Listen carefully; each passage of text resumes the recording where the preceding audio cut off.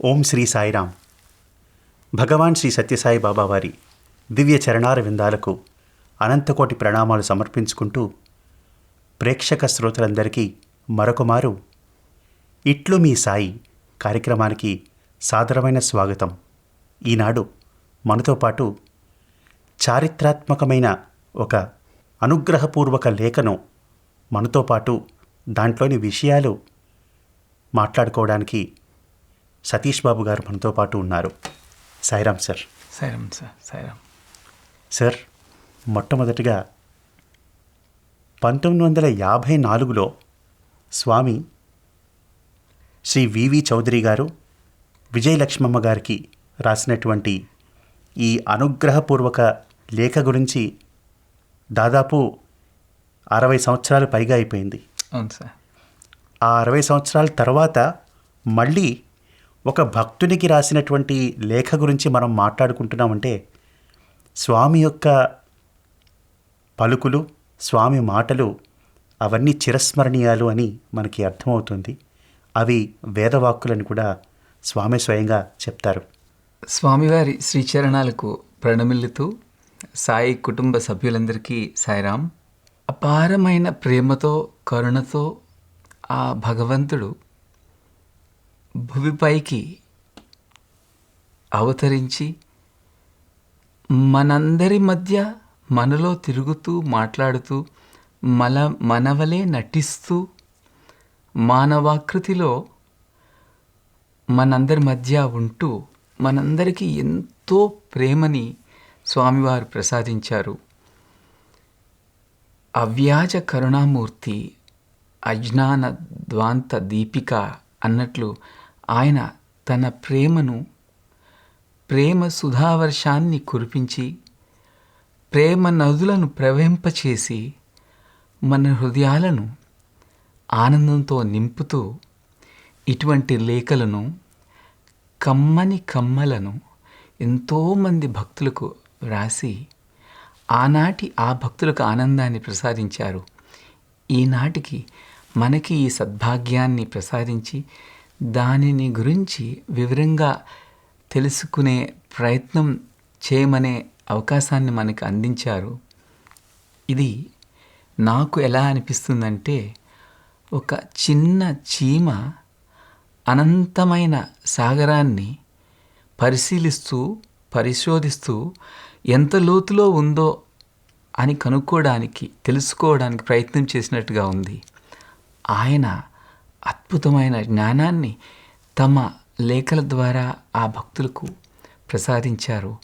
మనం ఎంత లోతుకు వెళ్ళగలిగితే అన్ని ఆణిముత్యాలు మనకి లభిస్తాయి. మన ప్రయత్నం మనం చేసి మన జన్మను ధన్యం చేసుకుని స్వామివారు ప్రసాదించిన సందేశాన్ని మన హృదయాలలో నింపుకొని మన జీవితాలను బాగు చేసుకొని ఆయన సన్నిధికి మరింత దగ్గరికి కావాలి అని మనం చేసే ఈ చిరు ప్రయత్నం అని నా అభిప్రాయం సార్.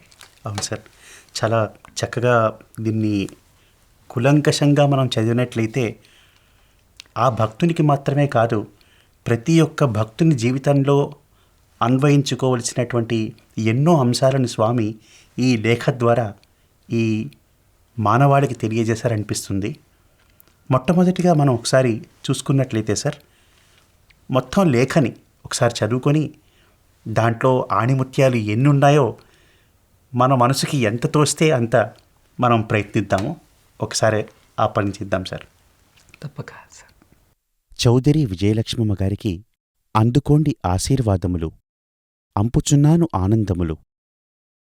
మీరిరువురూ వ్రాసిన కమ్మని కమ్మలు అందెను, కడు ఆనందమాయెను. ఈ తూరి పుట్టిన పండుగ పున్నమి చంద్రుని వలె ప్రకాశించుచూ అందులోని శాంతము ఎంత మధురముగా చల్లగా నుండునో అట్లే అంత నెమ్మదిగా జరిగెను. దసరా కంటే ఎక్కువ భక్తులు ఏవేపు చూచినా గిజగిజలాడుచుండెను. ఆనాడు రాత్రి చలి అని పగలే తెల్లవారి 9 గంటలకే ఊరులో ఉత్సవమాయెను. అక్కడి నుంచి బుక్కపట్టణములో చాలా వైభవముగా జరిగెను. అక్కడి నుంచి రాగానే 12 గంటలకు తలంట్లు, సాయంత్రము 8 గంటల వరకు అందరికీ భోజనాలు. 5 గంటలకే హాస్పిటల్ శంకుస్థాపన వేస్తిమి. ఆనాడు నేను, కస్తూరి, కల్లూరి సుబ్బారావు వీరందరూ ఉపన్యాసములు ఇస్తిమి. ఆ తరువాత ఉయ్యాలపై కూర్చుని నేను కలికావతారమును గురించి, కలిమాయను గురించి, ఓంకారమును గురించి 10 గంటల నుంచి రాత్రి 1 గంట వరకు 3 గంటలసేపు మాట్లాడితిని. భక్తులందరి కండ్లయందు ఆనందబాష్పములు అట్లే రాలినవి. అంత ఆనందించిరి. చాలా బాగుండెను. రెండో రోజు అందరూ ఏటికి పోతిమి. ఏరంతా భక్తులే. అంతమంది భక్తులు ఉండినప్పుడు ఏటికి ఎప్పుడూ పోలేదు. అదే మొదటి తూరి. ఎంత దూరము కూర్చున్నా అంతా తలలే తెలియచుండెను. ఆనాడు తిరిగి భక్తుల లక్షణములు, గృహస్థ ధర్మములు ఇవన్నీయూ ఏటిలో ఉపన్యసించితిని. 1 అడుగు ఎత్తుగల విష్ణువు శంఖచక్రములతో తీసితిని. చాలా ఆనందపడిరి. దినమూ వచ్చే భక్తులు, పోయే భక్తులు తెలిపేకే వీలులేదు. అమ్మా, ఎల్లప్పుడూ ఆత్మస్వరూపముతో మీ అండగా వెంటాడుచున్న సాయిరాముడు మీకేనాటికి దూరము కాడు, దూరము కాలేడు. ఆనాడంతయు మీ హృదయములో ఆయా వేళలకు జరుగు ప్రోగ్రాములు తలుచుకుంటూ ఉందురు. స్వామి హృదయపీఠముపై తాండవమాడుచుండును. అమ్మా, మీరు ఎక్కడున్నా స్వామి మీవాడు, మీరు స్వామివారు. ఈ రెండూ గట్టిగా ఉన్నంతకాలము మీకేమీ యోచన, చింత రాదు, ఉండదు. త్వరలో దర్శన స్పర్శన సంభాషణలిత్తును. పద్మకుమారి వారందరికీ ఆశీర్వాదములు తెలుపు. పిల్లలందరికీ ఆశీర్వాదములు అందించు. రాజేశ్వరమ్మ తల్లి ఇంకా ఉన్నారు. 8వ తేదీ రాజేశ్వరమ్మ వస్తూ ఉన్నారు. అందుకే ఆమె ఇక్కడే ఉన్నారు. ఇంతే. ఆశీర్వాదములు అందుకోండి. సాయిరాముని సంతోష వార్తలు. ఇట్లు మీ హృదయవాసి సాయి. ఈ లేఖం చదువుకుంటూ ఉంటే గుర్తుందా సార్, శ్రీకృష్ణ పరమాత్ముడు గోపికలందరికీ ఒక లేఖను పంపిస్తూ ఉద్ధవుని పంపిస్తాడు. ఈ సందేశం తెలియజెప్పు అని. వాళ్ళు ఎంతో ఆతృతతో, ఎంతో ఆర్తితో ఆ లేఖ కోసం వేచి ఉంటారు. శ్రీకృష్ణుడు పంపించేటటువంటి ఆ అనుగ్రహ లేఖ గురించి. ఉద్ధవుడు వారి భక్తిని చూసి ఎంతో ఆశ్చర్యచకితుడవడమే కాక, ఏమీ చదువు లేనటువంటి గోపికలకి ఉన్న ఆత్మజ్ఞానం ఏ విధంగా ఉంటుందనేది తెలుసుకుంటాడు. మరి మనకు అంత ఉందో లేదో తెలియదు, కానీ ఆ ప్రయత్నం మాత్రం మనం చేద్దాము. తప్పక సార్, తప్పక. సార్, స్వామి ఒక భక్తునికి లేఖ రాస్తున్నారు. చౌదరి విజయలక్ష్మమ్మ గారికి అందుకోండి ఆశీర్వాదములు, అంపుచున్నాను ఆనందములు. మీరిరువురూ వ్రాసిన కమ్మని కమ్మలు అందెను, కడు ఆనందమాయెను. ఈ తూరి పుట్టుపండుగ పున్నమి చంద్రుని వలె ప్రకాశించుచు, అందులోని శాంతము ఎంత మధురముగా చల్లగా నుండునో అట్లే అంత నెమ్మదిగా జరిగాను. సార్, మన ఇంట్లో ఏదైనా ఫంక్షన్ అయితే చాలా ముఖ్యమైన వారు ఎవరైనా రాకపోతే చాలా బాధపడతాం. అరే, ఏం జరిగింది ఈ ఫంక్షన్లో, విశేషాలు వాళ్ళకి తెలియజెప్పాలని ఎంతో ఆతృతతో ఉంటాం. మరి స్వామి కూడా ఈ విధంగానే అనిపిస్తున్నారు సార్ నాకు. ఆ రిలేషన్షిప్ ఎలాంటిది అనేది భక్తునికి స్వామికి మధ్య. స్వామివారి ప్రేమ ఎంత రమ్యంగా ఉంటుందో ఈ ఈ కమ్మని చూస్తే తెలుస్తుందండి. ఆదిలోనే స్వామి ఆరంభించారు ఈ విధంగా, అందుకోండి ఆశీర్వాదములు, అంపుచున్నాను ఆనందములు. అంటే ఆనాడు ఆ పుణ్య దంపతులకి స్వామి ఆ ఆశీర్వాదాలు పంపించారు. ఈనాడు ఈ వింటున్న సద్భక్తులందరికీ కూడా ఆ ఆశీర్వాదాలు పంపుతున్నారు అని భావిద్దాం. స్వామి మనకి ఆనందాన్ని కూడా పంపుతున్నారు. మనందరము అంటే వేలాది భక్తులం, లక్షలాది భక్తులం, మనందరం కూడా ఒక సైడ్ నుంచే ఒక కోణంలోనే చూస్తామండి. అంటే ఒక భక్తునిగా భగవంతుని చూస్తూ ఉంటాం. కానీ ఇంకొక కోణంలో చూసే పరిస్థితి మనకి రాదు. అంటే భగవంతుడు భక్తులను ఎలా చూస్తాడు అనే అవకాశం మనకు రాదేమో. కానీ ఈ లెటర్లో ఆ ప్రారంభ వాక్యాలు చూస్తూనే తెలుస్తుంది భగవంతుడు ఎంత ఆనందంగా ఆ భక్తుల ప్రార్థనలను స్వీకరిస్తాడు అని. కడు ఆనందమాయను అంటే మనం ఎంతో ప్రేమతో వారికి ఒక ప్రార్థనను వారికి రాసుకుంటాము, ఆయనకు అర్పిస్తాము ఒక లేఖ ద్వారా. అంతే మనకు తెలుసు. కానీ మన ప్రార్థనలను, మన ఆలోచనలను, మన భావనలను వ్యక్తీకరించి మనం ఒక లెటర్ ద్వారా, ఒక లేఖ ద్వారా స్వామివారికి సమర్పించుకుంటే ఆ భగవంతుడు కూడా ఆనందిస్తాడు అని ఇక్కడ వ్యక్తం చేస్తున్నారు స్వామివారు. అంటే నిరంతరం మనం మన హృదయంలో ఉన్న భావనలను ఆయనకు చెప్పుకుంటూ, ఆయనకు వినిపించుకుంటూ, ఆయనను మనతో ఉన్న ఒక సభ్యునిగా భావిస్తూ ఆయనతో మనం షేర్ చేసుకుంటే ఐ థింక్ స్వామివారు చాలా ఆనందిస్తారు అనే విషయాన్ని మనకి ఇండైరెక్ట్గా స్వామి తెలుపుతున్నారండి. మీరేమంటారు? Correct sir. ఆ కమ్యూనికేషన్ అనేది స్వామితో నిరంతరం మనం ఏర్పరచుకుంటే as you think of me I think of you అంటారు స్వామి. సో మరి పుట్టినరోజు పండుగకి రాలేకపోతున్నామని ఎంత ఆవేదనతో, ఎంత బాధతో వారి స్వామికి ఒక లెటర్ రాసుంటారో దానికి ప్రత్యుత్తరంగా స్వామి ఇంత ఆనందం ఉవ్విళ్ళూరుతూ స్వామి ఈవెంట్ ఎలా జరిగింది, ఎంత ఆనందాన్ని అనుభవించారు స్వామి భక్తులు అనేది వాళ్ళకి రాస్తున్నారు అంటే ఎంత ఆనందకరమైన విషయం సార్ అది. ఇక్కడ 2వ వాక్యంలో చూస్తే ఈ తూరి పుట్టిన పండుగ పున్నమి చంద్రుని వలె ప్రకాశించు అంటూ స్వామి రాస్తున్నారు. మనం ఎన్నో సంవత్సరాలుగా శ్రీవారి సన్నిధిలో ఉండే భాగ్యాన్ని పొందాము ఆయన అనుగ్రహం వలన, ఆయన ప్రేమ వలన మాత్రమే. నేను ఎన్నోసార్లు చూస్తున్నాను కదండి, ఇక పుట్టిన పండుగ వస్తుంది అంటే నవంబర్ 1, 2, 3 తారీఖుల నుంచి ఎంతో వేలాది మంది భక్తులందరూ వచ్చేస్తూ ఉంటారు. ఆ శుక్లపక్ష చంద్రుడు ఏ విధంగా దినదినానికి పెరుగుతూ ఉంటాడో ఆ విధంగా పుట్టపర్తిలో భక్తజనులు పెరిగిపోతూ ఉంటారు. వారు ఎంత పెరిగిపోతుంటారో స్వామివారు అంత ఆనందాన్ని వ్యక్తీకరింప చేస్తారు. ఎందుకంటే ఈనాడు ఈ భక్తుడు ఒక్కసారి ఆ భగవంతుని చూస్తున్నాడు అంటే ఎన్ని జన్మల నుంచో ఆ భక్తుడు వేడుకుంటూ ఉంటాడు, భగవంతుడా మీ దివ్య దర్శన భాగ్యాన్ని ప్రసాదించు అని. మనకు తెలియదు మనం ఎన్ని జన్మల నుంచి ఆయనను ప్రార్థిస్తున్నాము, కానీ ఆ ప్రభువుకు తెలుసు. ఇన్నాళ్ళు మీరు నా కోసం వెయిట్ చేశారు, నా కోసం వేచి ఉన్నారు, నా దివ్య దర్శన భాగ్యాన్ని పొందాలని కోరుతూ ఉన్నారు, ఈనాటికి మీకు లభించింది అని వాళ్ళందరి తాలూకా ప్రార్థనలన్నీ ఆయన గుర్తుంచుకొని ఆ ప్రార్థనలన్నింటినీ మన్నించి ఒక్కసారి ఎంత ఆనందాన్ని ఆ దినాన్ని ప్రసాదిస్తారో. ఆ పున్నమి నాడు చంద్రుడు ఆ వెన్నెల కాంతిని, శాంతిని మనందరికీ ఎలా ప్రసాదిస్తారో స్వామివారు ఆ రోజులో ఆ దినాన్న నెమ్మదిగా నడిచేవారండి.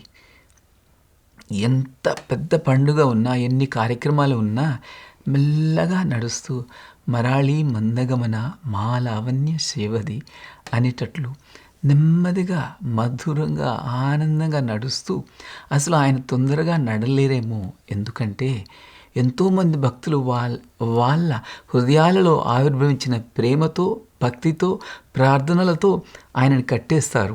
స్వామి మెల్లగా నడండి స్వామి, కాసేపు మీ దర్శన భాగ్యాన్ని దగ్గరలో చూసుకునేటట్లు అనుగ్రహించండి స్వామి అని వాళ్ళ ప్రార్థనలతో స్వామిని ఆపేస్తూ ఉంటారేమో.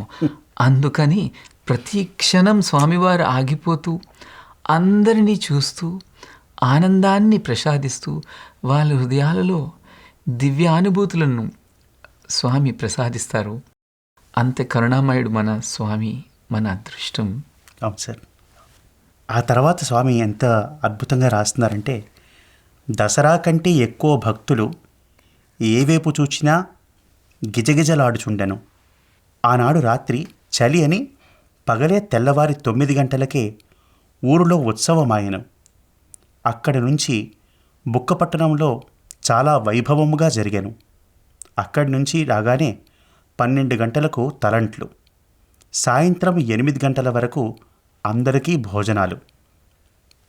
అంటే స్టెప్ బై స్టెప్ అసలు ఈవెంట్లో ఏం జరిగింది అనేది స్వామి కుటుంబ సభ్యులతో పంచుకుంటున్నారు అన్న భావన కలుగుతోంది. సార్, ఇక్కడ ఒక చాలా వింతైన విషయం సార్. మొదట్లో స్వామి శాంతముగా, మధురముగా, చల్లగా, నెమ్మదిగా అంటున్నారు.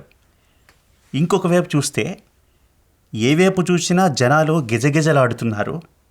ఎక్కువ భక్తులు, దసరా కంటే ఎక్కువ భక్తులు వచ్చారని చెప్తున్నారు. అనగానే కొంచెం ఆశ్చర్యం వేస్తుంది సార్. ఎందుకు ఈ స్వామి ఏం చూసి అంత జనంలో ఆనందాన్ని అనుభవిస్తున్నారు, శాంతంగా ఉందంటున్నారేంటి అని ఒకసారి మనకు ఆ థాట్ వస్తుంది కదా సార్. అవును సార్, అవును. ఇక్కడ ఈ వాక్యంలో భక్తులను చూసి భగవంతుడు ఎంత ఆనందిస్తాడు అనే ఆలోచనను మనకి స్వామి చూపిస్తున్నారండి. వాళ్ళపై ఎంత ప్రేమ, ఎంత కరుణ.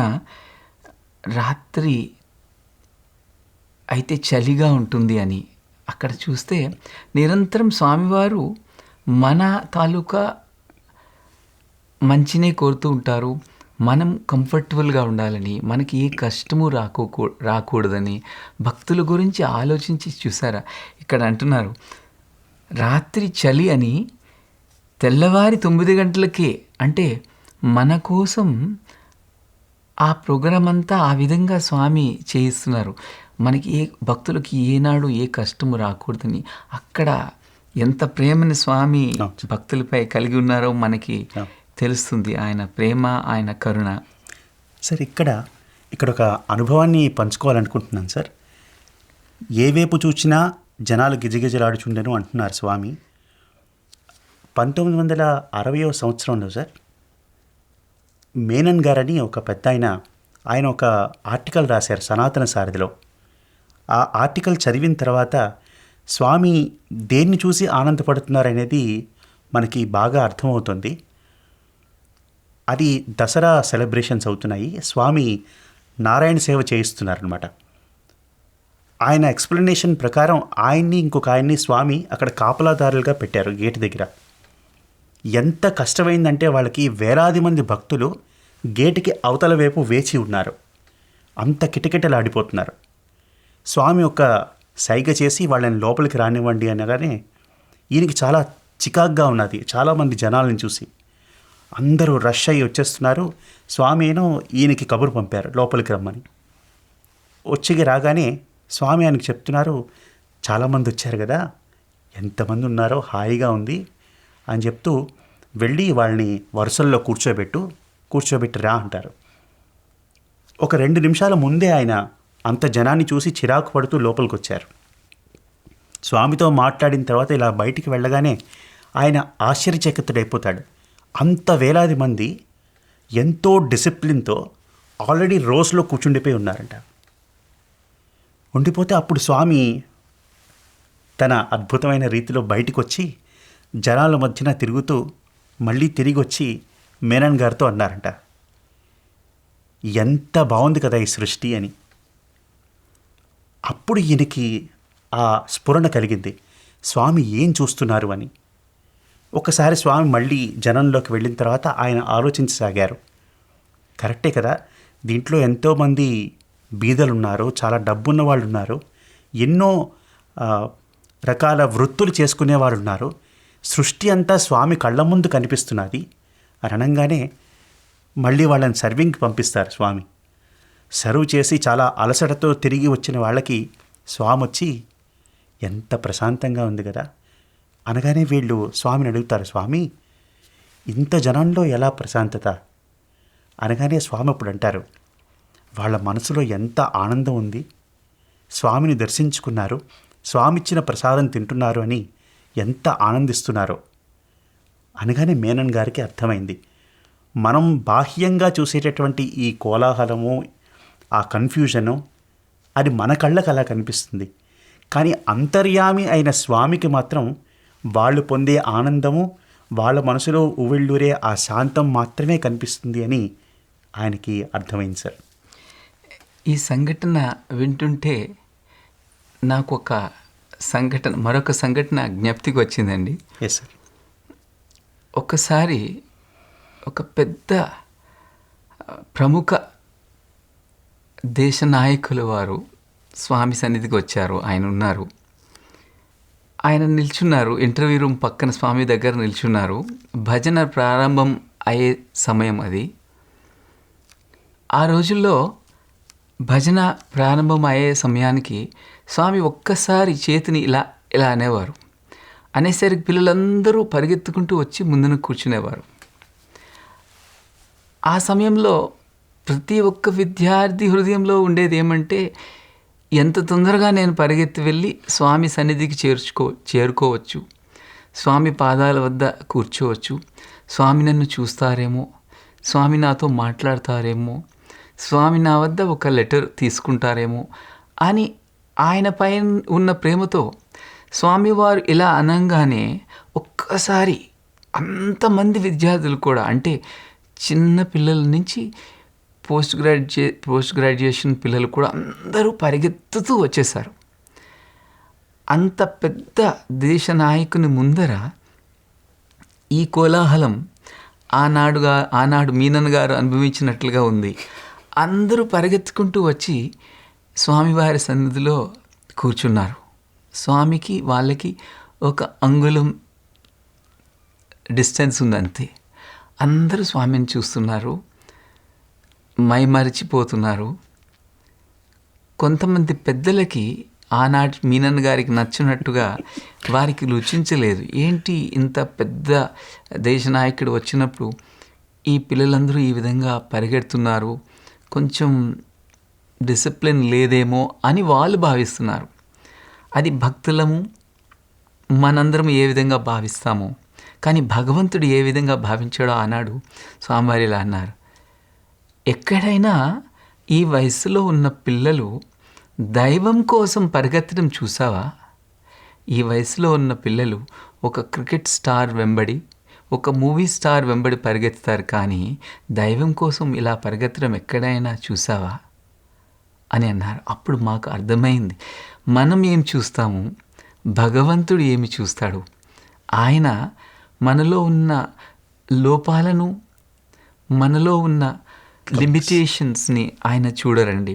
ఆయన చూసేది మన గుండెల్లో ప్రేమ. మా గుండెల్లో ప్రేమ మీకోసమే స్వామి అని ఆ పిల్లలు ఆ భగవంతుని కోసం పరిగెత్తడం, అది మాత్రమే ఆయన చూసి ఆ ప్రేమలో ఆయన తన ప్రేమను కురిపిస్తారు అని నాకు అనిపిస్తుందండి. Correct sir. ఆ తర్వాత మనం ముందుకు వెళ్ళినట్లయితే అక్కడి నుంచి బుక్కపట్నంలో చాలా వైభవంగా జరిగాను. అక్కడి నుంచి రాగానే 12 గంటలకు తలంట్లు. నేను అనుకుంటున్నాను, తలంట్లు అనే ఈ ఉత్సవంలో ఒక పుట్టిన పండుగ నాడు జరిగే ఒక అద్భుతమైన ఈ అవకాశాన్ని మనం మన సాయి కుటుంబ సభ్యులందరితో కాస్త వివరంగా మాట్లాడుకొని దాని గురించి తెలియచేస్తే బాగుంటుంది. ఎందుకంటే ఈనాటి కాలంలో ఆ తలంట్లు అనే ఆ ఉత్సవాన్ని చాలామంది భక్తులు చూసి ఉండకపోవచ్చు. దయచేసి దాని గురించి కొంత మన సభ్యులతో చెప్పుకుంటే బాగుంటుందని నా అభిప్రాయం. తప్పకుండా సార్, తప్పకుండా సార్. స్వామి అంటే మనం పాతకాలంలో ఏ విధంగా ఉండేదో మనకు తెలియలేదు, కానీ ఈ జనరేషన్ వాళ్ళకి కూడా ఆ అవకాశం తప్పకుండా చిక్కాలి అని స్వామి ఎంతో ప్రేమతో, ఎంతో అనుగ్రహంతో ఐ థింక్ 2006 సంవత్సరంలోనో 7వ సంవత్సరంలోనో స్వామి పునఃప్రారంభించారు.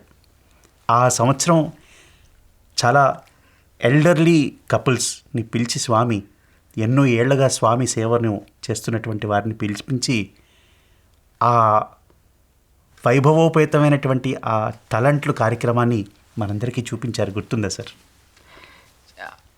ఈ లేఖలో స్వామి అంటారు కదండి, వాళ్ళందరూ ఆనంద బాష్పాలు కారుస్తున్నారని. ఆ విధంగా అది చూస్తూ మనందరం కూడా ఆ విధంగా ధన్యత చెందాము, ఆనంద బాష్పాలు మనం కూడా కాచాము ఆ రోజు. నాకు చాలా గుర్తుగా ఉందండి. ఈశ్వరమ్మ తల్లి గారు, విశ్వజనని మాతృమూర్తి తండ్రి గారు పెదవెంకప్పరాజు గారు, పుణ్య దంపతులు మనకి స్వామివారిని ప్రసాదించారు, వాళ్ళు ఆ కార్యక్రమాన్ని ప్రారంభించేవారు. ఈశ్వరమ్మ తల్లి గురించి, ఆమె కరుణ గురించి ఒక్క మాట చెప్పుకోవాలి అని అంటే, స్వామివారు ఎప్పుడు చెప్తారు, భగవంతునికి భక్తునికి heart to heart direct contact, వారి మధ్యన ఇంకెవరూ ఉండరు అని స్వామివారు అనేక మార్లు మనకు చెప్పారు. కానీ దానికి ఏమైనా ఒక విధమైన సడలింపు ఉంది అని అంటే మనము ఈశ్వరమ్మ తల్లి వారిని ప్రేమతో గుర్తు తెచ్చుకోవాలి. ఎందుకంటే నన్ను బ్రోవమని చెప్పవే సీతమ్మ తల్లి అని భక్తుడు ఆ సీతమ్మ తల్లి వారిని ప్రార్థిస్తాడు. ఆ రామచంద్ర ప్రభువుని మాపై ప్రేమని కురిపించి మమ్మల్ని కాపాడమని ఒక రికమెండేషన్ చేసుకుంటాడు. ఆ విధంగా ఆ తల్లి వేలాది మంది భక్తులను వారి బాధలను అన్నీ వింటూ స్వామి సన్నిధికి వచ్చి వారి ప్రార్థనలను తమ బిడ్డల తాలూకా బాధలుగా చెప్తూ ఎంతో స్వామివారిని వేడుకునేవారంట. స్వామి, వాళ్ళకి ఈ కష్టం వచ్చింది, తగ్గించండి స్వామి అని. ఆ మాతృమూర్తి ప్రార్థనను విని స్వామివారు ఆ భక్తులను తగిన విధంగా కాపాడేవారంట. ఆ తల్లి, అందుకే విశ్వజనని, ఆ తల్లివారు స్వామివారికి తలంట్లు పెట్టేవారంట. అది అంత అద్భుతమైన కార్యక్రమం. అవును సార్. సార్ అనిపిస్తుంది 1968లో స్వామి జరిపించుకున్నటువంటి ఆ పుట్టు పండుగలో ఎంతోమంది పెద్దలు స్వామి అనుగ్రహించినటువంటి ఆ అవకాశాన్ని సద్వినియోగపరుచుకొని స్వామికి తలంటి పోస్తూ ఉంటే దేవలోకం అంతా చాలా జలస్ ఫీల్ అవుతుంటారేమో అనిపిస్తుంటుంది సార్. స్వామిని స్పృశించే అవకాశమే కాకుండా స్వామికి తలంటే అవకాశం వాళ్ళకి చిక్కిందంటే అది ఒక జన్మ కాదు, 2 జన్మలు కాదు, ఎన్ని జన్మలలో చేసుకున్న పుణ్యమో అని అనిపిస్తుంది. ఆయన కరుణ. ఆ తర్వాత మనం ముందుకు వెళ్తే సాయంత్రం 8 గంటల వరకు అందరికీ భోజనాలు. స్వామి పెట్టినటువంటి ప్రతి కార్యక్రమం కూడా ఏళ్ల తరబడి, యుగాల తరబడి అలా నడుస్తూనే ఉంటుంది. ఇప్పటికీ కూడా ఎంతమంది స్వామి యొక్క ప్రసాదాన్ని స్వీకరిస్తున్నారు ఆ పుట్టినరోజు సందర్భం నాడు అని అనిపిస్తూ ఉంటుంది సార్. సార్, మీకు 60వ పుట్టినరోజు కూడా చూసినటువంటి ఒక అనుభవం కలిగింది. దాన్ని కొంచెం అందరితో పంచుకుంటే చాలా బాగుంటుంది. స్వామి ఎంత చక్కగా ప్రసాదాలు తమ పిల్లలందరికీ అరేంజ్ చేశారనేది కొంచెం చెప్పండి సార్. ఆనాటికి సమయం, నేను 55వ సంవత్సరం స్వామివారి 55వ పుట్టిన పండుగకి కూడా చిన్న అబ్బాయిగా వచ్చానండి. స్వామివారి 60వ సంవత్సరం పుట్టిన పండుగకి సేవాదళ సభ్యుడిగా వచ్చాను. ఒక 30 రోజులు మేమందరం సేవ చేశాము.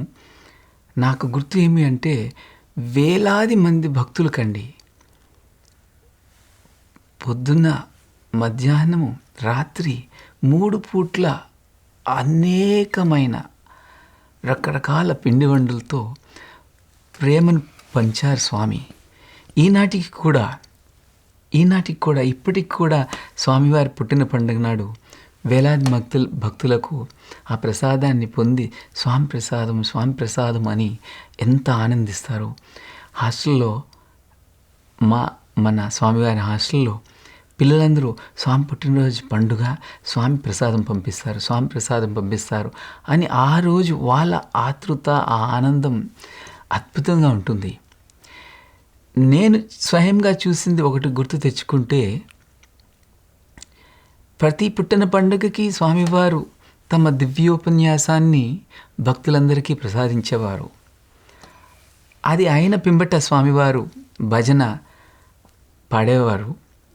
అనిల్ కుమార్ గారు సాధారణంగా ట్రాన్స్లేట్ చేస్తూ స్వామివారు భజన ప్రారంభం చేసేసరికి పాద నమస్కారం చేసుకుని ఒక పక్కకు వెళ్ళి కూర్చునేవారు. భజనంతా ఆయన వెంటనే సర్వము తెలిసిన స్వామి సర్వాంతర్యామి అనిల్ కుమార్ ఎక్కడ అన్నట్లుగా అంతా వెతికేవారు. ఆయన పక్కనే కూర్చున్నారు. స్వామి మళ్ళా పిలిచేవారు. పిలిచి భక్తులందరికీ చెప్పు అని స్వామివారి పుట్టిన పండుగ సందర్భంగా అందరూ భక్తులు స్వామివారి ప్రసాదాన్ని స్వీకరించవచ్చు అని స్వామివారు ఆయనకి చెప్పమని చెప్పేవారు. ఆయన అది తెలుగులో ఇంగ్లీష్లో చెప్తూ అనౌన్స్మెంట్ చేసేవారు. నాకు ఎక్కువగా నచ్చేది ఏమిటి అంటే అది జరుగుతున్నంతసేపు స్వామివారు కదిలేవారు కాదండి, అక్కడే నిల్చుండిపోయేవారు. అట్లాగనే ఆయన ముఖాన్ని చూస్తూ ఆ అనౌన్స్మెంట్ అంతా అయ్యాక చాలా ఆనందం అన్నట్లుగా ఎంతో తృప్తిగా ఆ ఫీలింగ్స్ ఎక్స్ప్రెస్ చేస్తూ మెల్లగా మళ్ళా భక్తులకు ఆనందం ఇవ్వడానికి భక్తుల మధ్యకు వెళ్ళిపోయేవారు. అది స్వామివారి ప్రేమ మనందరికీ ఇవ్వడం ఇవ్వడం ఇవ్వడం. God always gives. ఆ విధంగా స్వామి ఎప్పుడు నా చేయి పైనే ఉంటుంది అంటారు కదండి. అట్లాగా ఒక పక్క మన హృదయాల్లో ప్రేమని నింపుతారు. అంతేకాకుండా మనకి ఆయన ప్రసాదాన్ని ప్రతి పుట్టిన పండుగకు ఆ భోజనాలు మనకి పెట్టేవారు. ప్రతి భోజనాలకి ఉదాహరణకి మన ఏవైనా కార్యక్రమాల్లో గ్రామసేవ కార్యక్రమాల్లో ప్రతిరోజు గ్రామసేవ ముందర ఆ రోజు భక్తులకు వెళ్ళబోయే ప్రసాదాన్ని మేము ఇన్ఛార్జిగా ఉండడం చూసామండి. ప్రతిరోజు కూడా భక్తులందరికీ గ్రామాల్లో ఉన్న భక్తులందరికీ ఏ ప్రసాదం వెళ్తుందో ఆ ప్రసాదాన్ని స్వామివారి దగ్గరకు తీసుకువెళ్ళేవారు. స్వామివారు అంతా చూసేవారు.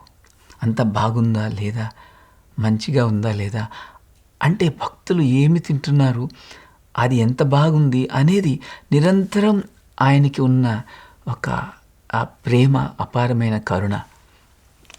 సార్ ఇంకా గుర్తుంది సార్, 75th బర్త్డేకి మేము స్టూడెంట్స్గా అండర్ గ్రాడ్యుయేట్ స్టూడెంట్స్గా ఉన్నప్పుడు స్వామి పెట్టినటువంటి ఆ ఫుడ్ అది తలుచుకుంటూనే మేము ఇంకొక 10-15 రోజులు ఆనందపడిపోయాం సార్.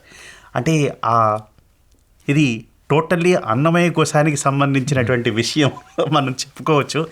స్వామి ఎంత కేర్ తీసుకొని ఆ టేస్టీ ఐటమ్స్ అన్నీ మనకి పంపిస్తారనేది జీవితంలో ఎప్పుడు మర్చిపోలేం. ఈవెన్ మన తల్లిదండ్రులు కూడా అంతగా ఆలోచించి వాళ్ళ బర్త్డేకి ట్రీట్స్ ఇస్తారు, కానీ ఈ లెవెల్లో ఎప్పుడు ఎవరు ట్రీట్స్ ఇవ్వరు అనిపిస్తుంది సార్. అవునండి. ఒక పర్యాయం స్వామివారు హాస్టల్కి వచ్చారండి. హాస్టల్కి వచ్చిన తర్వాత పిల్లలందరితో ఎంతో సమయాన్ని గడిపారు, ప్రేమను ప్రసాదించారు. స్వామి అన్నారు, మరలా వస్తాను, ఈసారి నేను మీ అందరికీ ఫుడ్ ఏర్పాటు చేస్తాను అన్నారు స్వామి. అని ఆ రోజు క్యాంటీన్ వారిని పిలిపించి స్వామియే మా అందరికీ మెనూ ఏర్పాటు చేశారండి. ఏ విధంగా ఏ ఐటమ్స్ ఉండాలి అని. పులిహోరను, జాంగ్రీ, ఇవన్నీ ఐటమ్స్ స్వామి స్వయంగా చెప్పి అవన్నీ చేయించి నేను భోజనం పంపిస్తాను, నేను వస్తాను అన్నారండి. మళ్ళా స్వామివారే మా అందరికీ భోజనం హాస్టల్కి పంపించారు. స్వామివారు వచ్చారు, మాతో ఎంతో సమయం గడిపి ఎంత ప్రేమను ప్రసారించారంటే ఆ దైవం మనకి చూపిస్తారు, ఇవ్వడంలో ఉన్న ఆనందాన్ని మీరు తెలుసుకోండి అని ఎంతమందికి స్వామి స్ఫూర్తిని ప్రసాదించారు. అందువలన దేశాల్లో ఆనాడు స్వామి ప్రారంభించిన ఆ కార్యక్రమం భక్తులందరూ కూడా ఆ రోజు అనేక ప్రదేశాలకు వెళ్ళి నారాయణ సేవ చేస్తూ భోజనాలను అవసరమైన వాళ్ళందరికీ అందిస్తూ స్వామివారి ప్రేమను దేశాల్లో వాళ్ళు పంచుతున్నారు. ఆ విధంగా Swami my life is my message అన్నట్టుగా, నా జీవితమే నా సందేశం అన్నట్టుగా ఆయన చేసి చూపించారు. ఎంతో ఆనందం అది తనకు ఇస్తుందని మనకు తెలియచేస్తున్నారు. అది మనందరికీ స్ఫూర్తి. అది చూసి ఆయన చేసి చూపించినది మనం చూసి నేర్చుకొని మనందరం అది చేయాలని మనకు ఒక మంచి రాచబాటను చూపించారు స్వామివారు. సార్ ఆ తర్వాత ఎంతో చారిత్రాత్మకమైనటువంటి ఘట్టం గురించి స్వామి చెప్తున్నారు. 5 గంటలకే హాస్పిటల్ శంకుస్థాపన వేస్తిమి, ఆనాడు నేను, కస్తూరి, కల్లూరి సుబ్బారావు వీరందరూ ఉపన్యాసములు ఇస్తిమి. సార్ చాలా వింతగా ఉంది సార్ ఇది. స్వామి సర్వవ్యాపకుడు, సర్వాంతర్యామి, సర్వజ్ఞుడు, తను భగవంతుడు. అలాంటిది నేను ఉపన్యాసం ఇచ్చాను అని చెప్పచ్చు, నా తర్వాత వాళ్ళు ఉపన్యాసం ఇచ్చారు అని చెప్పచ్చు. కానీ ఎంత అంటే వ్యష్టి నుంచి సమష్టి పరమేష్టి వరకు స్వామికి అంతా ఒక్కటే అన్న భావన, ఎంత కలిసిమెలిసి పెరుగుదాం, కలిసిమెలిసి తిరుగుదాం అన్న ఆస్పెక్ట్ని ఎంత చక్కగా చేశారు. చేసిందంతా స్వామే, కానీ దాంట్లో మనల్ని కూడా కలుపుకుంటున్నారన్న భావన. 5 గంటలకే హాస్పిటల్ శంకుస్థాపన వేశాం, అందరం కలిసే వేశాం. ఆనాడు నేను, కస్తూరి, కల్లూరి సుబ్బారావు వీరందరూ ఉపన్యాసాలు ఇస్తిమి. ఎంత బాగుంది సార్. కస్తూరి గారి గురించి మనందరికీ తెలుసు, ఆయన సుపరిచితులు. ఇక్కడ కల్లూరి సుబ్బారావు గారి గురించి స్వామి రాశారు. ఆయన ఆనాటి కాలంలో మన దేశ స్వాతంత్ర్యం కోసం ఎంతో పరిశ్రమించి అనేక మార్లు జైలుకు వెళ్ళిన స్వాతంత్ర్య సమరయోధులు. 1947 తర్వాత మన అనంతపురం జిల్లాలో హిందూపురం తాలూకాలో ఆయన ఉండేవారంట.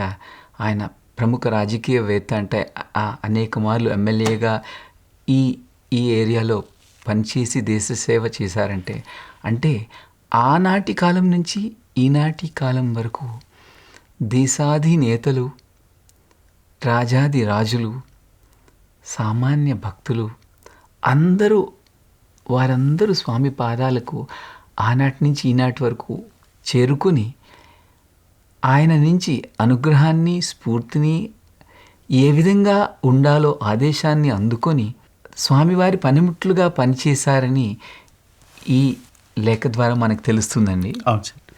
సార్, ఇక్కడ ఈశ్వరమ్మ గారు కోరినటువంటి 3 కోరికల్లో మొట్టమొదటిది ఒక జనరల్ ఆసుపత్రి కావాలి, బీదలందరూ చాలా బాధపడుతున్నారు, వారికి ఉపశమనాన్ని కలిగించాలి అన్న ఆ సత్సంకల్పంతో అడిగినటువంటి ఆ కోరికను స్వామి మన్నిస్తూ మొట్టమొదటిసారిగా 1954 సంవత్సరంలో జనరల్ హాస్పిటల్కి శంకుస్థాపన వేశారని స్వామి ఎంతో చక్కగా తను చేసినటువంటి ఒక అమ్మకి ఇచ్చిన మాటని నెరవేర్చడానికి స్వామి ఎంత ఆనందపడుతున్నారనేది కూడా తెలుస్తుంది, వ్యక్తమవుతుంది సార్ దీంట్లో. అవునండి.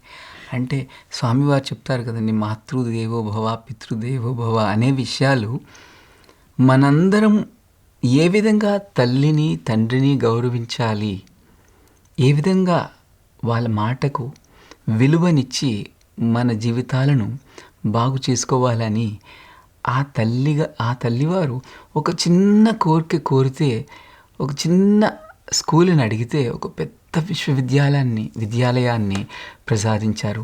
ఒక చిన్న ఆసుపత్రిని స్వామివారిని తల్లివారు అడిగితే ఇంత పెద్ద సూపర్ స్పెషాలిటీ హాస్పిటల్ స్వామివారు మన భక్తులందరికీ ప్రసాదించారు.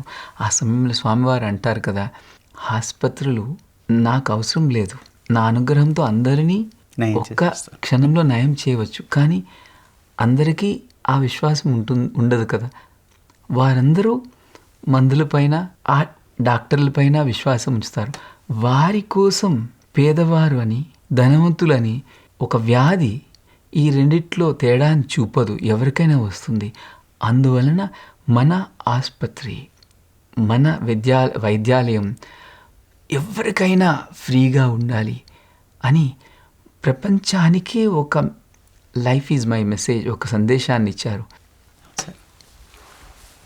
సార్, తర్వాత అంశంలోకి వెళ్తే, ఆ తరువాత ఉయ్యాలపై కూర్చుని నేను కలికి అవతారమును గురించి, కలి మాయను గురించి, ఓంకారమును గురించి 10 గంటల నుంచి రాత్రి 1 గంట వరకు 3 గంటల సేపు మాట్లాడి తిని భక్తులందరి కండ్లయందు ఆనంద భాష్పములు అట్లే రాలినవి.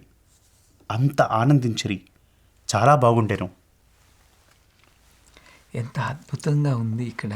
అంటే మన భక్తులు ఆనందంతో ఒక్క కంటి బిందువును రాల్స్తే చాలా ఆనందంగా ఉండను అంటున్నారు స్వామి. అంటే ఆయన హృదయాంతరాలలో ఆయన ఉన్నారు కనుక shed 1 tear for me I shall wipe hundreds అని అంటారు కదా.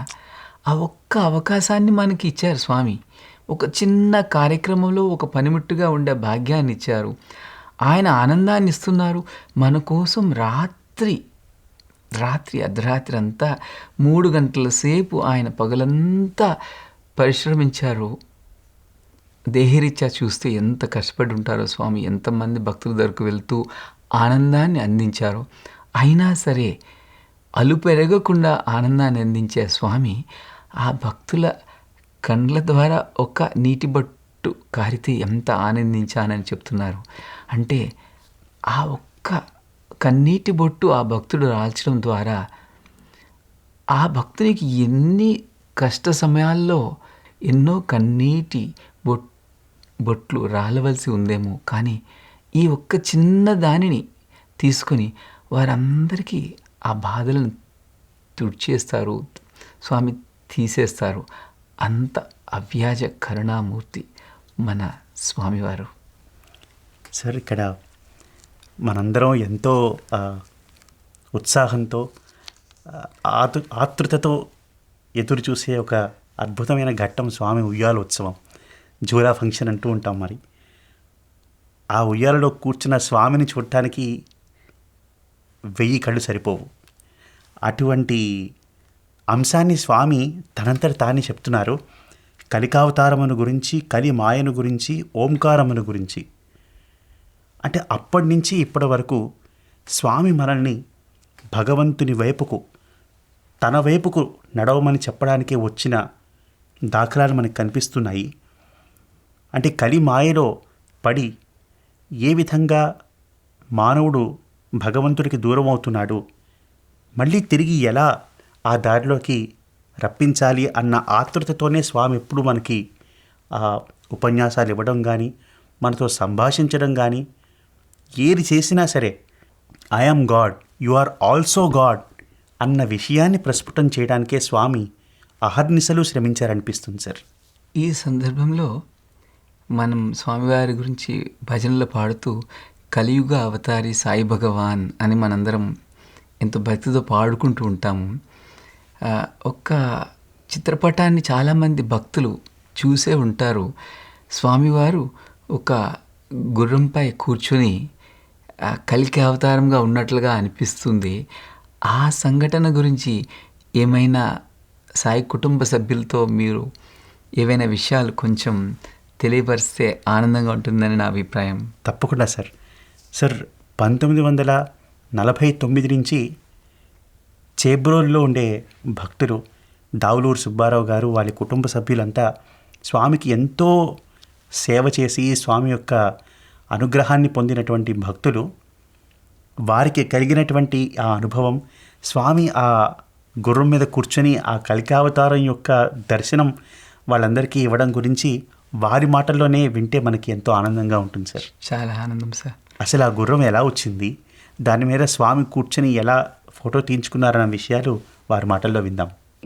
పంచకళ్యాణి అనే గుర్రాన్ని మా బంధువులు అబ్బాయికి కొనమని, వాళ్ళకి గుర్రాలతో కొంచెం అనుభవం ఉంది. వాళ్ళకి పూర్వ రోజుల్లో బళ్ళు అయ్యి ఉండేవి. ఉండటం వల్ల ఆ అబ్బాయి కూడా స్వామికి చాలా చెరువుగా ఉండేవారు. ఉండటం వల్ల ఆ అబ్బాయి పేరు కేశవ. నువ్వు వెళ్ళి అక్కడ ఒక వస్తాయి కదా, ఈ పంచకళ్యాణి అని గుర్రాన్ని, పలానా లక్షణాలు ఉంటాయి, పలానా విధంగా ముఖం ఉంటుంది, కాళ్ళ మీద ఇలాగుంటుంది, తోక ఇలా అన్నీ వర్ణించి చెప్పి ఆ రోజుల్లో ఒక 500 ఇచ్చి స్వామి పంపారంట. మాకు తెలియదు ఆ సంగతి. ఆ అబ్బాయి అక్కడికి వెళ్దామని పుట్టపర్తి నుంచి ఇంటికి వెళ్ళినప్పుడు బయలుదేరి విజయవాడ వచ్చాడు. ప్లాట్ఫామ్ మీద పడుకున్నాడంట. పడుకునేటప్పటికి జేబు ఎవరో కొట్టేశారు. పాపం మరి పేరెంట్స్ మళ్ళీ ఆ రోజుల్లో అంత డబ్బు అంటే కొంచెం గొడవ చేస్తారు కదా. అందుకునేమో చేబ్రోలు నాన్నగారి దగ్గరికి, నాన్నగారు కూడా బాగా అలవాటు, మా అమ్మకి మేనమామ కొడుకే అబ్బాయి, వచ్చి బాబా ఇలా జరిగిందంటే వద్దు మళ్ళీ స్వామి దగ్గరికి వెళ్ళకు, నేను ఇస్తానులే, నువ్వు పట్టుకెళ్ళి కొనేసే గుర్రాన్ని కొనేసి పుట్టపర్తి స్వామికి ఇచ్చేసిరా అని నాన్నగారు అబ్బాయికి ఇచ్చి పంపేశారు. ఈ సంగతి మాకు చెప్పలేదు ఇంట్లో, ఎవరికీ తెలియదు. ఆ అబ్బాయి గుర్రం కొనేసి పుట్టపర్తి స్వామి చెప్పిన లక్షణాలు ఉన్న గుర్రమే అక్కడికి వచ్చిందండి. ఆ గుర్రాన్ని పుట్టపర్తి పట్టుకెళ్ళి స్వామికి ఇచ్చాక స్వామి ఇప్పుడున్న గుర్రం ఫోటో దాన్ని అలంకారం చేసి ఒకసారి స్వామి ఎక్కారంట. ఎక్కినప్పుడు మేము చూడలేదు, కానీ తర్వాత ఫోటో ఏం చేశారంటే, అప్పుడు రాజమండ్రి ఎక్కువ వెళ్ళేవారు, చేబ్రోల్లో దిగి రాజమండ్రి వెళ్తా మళ్ళీ వచ్చేటప్పుడు చేబ్రోల్లో దిగేవారు. రాజమండ్రి వెళ్తా దండిమూడి రామారావు గారి ఇంట్లో ఆ ఫోటో పెట్టారు. పెడితే పోన్లే స్వామి పెట్టారు కబుల్స్ అనుకున్నారు, కానీ ఎవరూ పట్టించుకోలేదు. మళ్ళీ వెళ్తా ఆ ఫోటో ఇలాగే రామారావు అని మళ్ళీ చేబ్రోల్లో దిగి వెళ్ళేవారు కదా. చేబ్రోల్లో దిగినప్పుడు నాన్నగారికి ఆ ఫోటో ఇచ్చేసి నవ్వుతా ఇచ్చేసి వెళ్ళిపోయారు. ఎందుకు స్వామి ఫోటో ఇచ్చారేంటి నాకు అనుకున్నారంట. కానీ ఈ కథ అంతా నాన్నగారు ఎవరికీ చెప్పలేదు ఇచ్చినట్టు. కానీ ఇదే స్వామి బాగానే ఇచ్చారు, స్వామి ఫోటో గుర్రాని ఫోటో మన ఇంట్లో ఉంది అని సంతోషపడ్డాం. కానీ మాకు అసలు ఈ కథ తెలియదు. తర్వాత అది బాగా అందరికీ తెలిసింది. అంటే గుర్రం ఎక్కటం చేయటం ఫోటో. ఇప్పటికీ కూడా చాలామంది మా అమ్మ ఏం చేస్తారంటే ఆ ఫోటో స్టార్ నుంచి ఇప్పుడు ఈ మధ్యన అందరికీ పిల్లలందరికీ ఇచ్చారు. వాళ్ళందరూ కూడా చెప్తారు ఆ గుర్రం ఫోటో నమస్కారం చేసుకుని వెళ్తే మా పనులన్నీ అయిపోతున్నాయి అని ఇప్పుడు కూడా చాలామంది అంటుంటారు. ఎవరికి పెళ్ళిళ్ళు అయినా పిల్లలకి ఎవరికైనా మా ఇంటికి అందరికీ ఇస్తారు. 60వ సంవత్సరం స్వామివారి పుట్టిన పండుగ సందర్భంగా కూడా స్వామివారు ఆ బంగారు రథంపై తెల్లని గుర్రాలు అది ముందు నడుస్తూ ఉంటే అది చూస్తే అద్భుతంగా అనిపిస్తుంది. ఎంతో హృదయానికి ఆనందం కలుగుతుంది. ఆ 60వ సంవత్సరం పుట్టినరోజు సందర్భంగా మనకందరికీ తెలిసిన సాయి భక్తులు రామబ్రహ్మం గారు బృందావన్లో ఆశ్రమాన్నంతటికీ కేర్ టేకర్గా ఉండేవారు. స్వామికి ఆయనకి మధ్య ఉండేటటువంటి ఆ దివ్యమైన అనుబంధం గురించి ఎన్నో మార్లు మనం విన్నాము.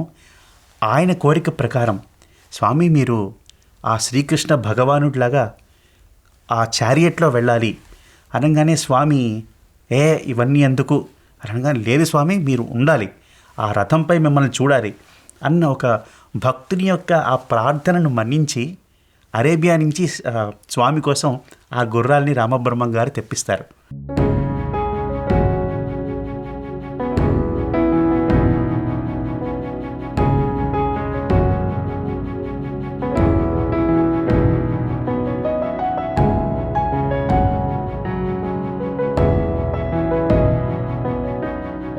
చాలామంది భక్తులు, వేలాది మంది భక్తులు స్వామివారి గురించి, స్వామివారి జీవిత చరిత్ర గురించి తెలుసుకునేటప్పుడు ఎక్కువగా ఆనందించే ఒక విషయం ఏమిటంటే స్వామివారు తన భక్తులతో చిత్రావతి నది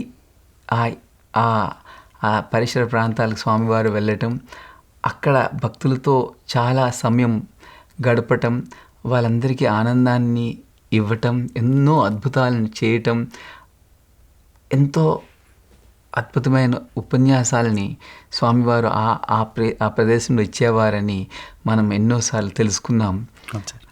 అది కూడా మనం భక్తులతో మన స్వామివారి సాయి కుటుంబ సభ్యులతో పంచుకోవాలి. తప్పకుండా సార్, ఎంత చక్కగా చెప్తున్నారు. రెండో రోజు అంటే అది 2 days ఫెస్టివల్ లాగా స్వామి ఎక్స్ప్లెయిన్ చేస్తున్నారు వాళ్ళకి. రెండో రోజు అందరూ ఏటికి పోతిమి, ఏరంతా భక్తులే, అంతమంది భక్తులు ఉండినప్పుడు ఏటికి ఎప్పుడూ పోలేదు, అదే మొదటి తోరి, ఎంత దూరం కూర్చున్నా అంతా తరలే తెలియచుండెను. ఎంత అంటే స్వామి ఒక ఎంత beautiful director, script writer Swami అని అనిపిస్తుంది సార్. కళ్ళకి కనిపించినట్లు Swami is explaining the entire event. Sir ఇక్కడ ఆ చిత్రావతి ఆ తీరానికి వెళ్ళి మనం ఎంతో స్వామి పాత భక్తులందరికీ అందించినటువంటి ఆ ఆనందం గురించి ఎప్పుడు చెప్పుకుంటూ ఉన్నాము.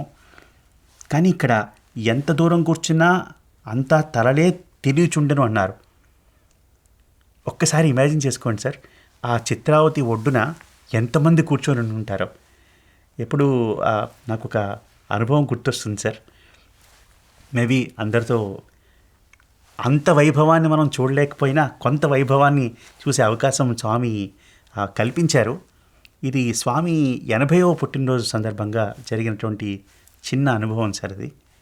ఆ ముందు రోజు నవంబర్ 22 మనందరికీ తెలుసు, మన కాన్వకేషన్ డ్రామా ప్రజెంట్ చేసే అవకాశం స్వామి విద్యార్థులకు కల్పిస్తారు.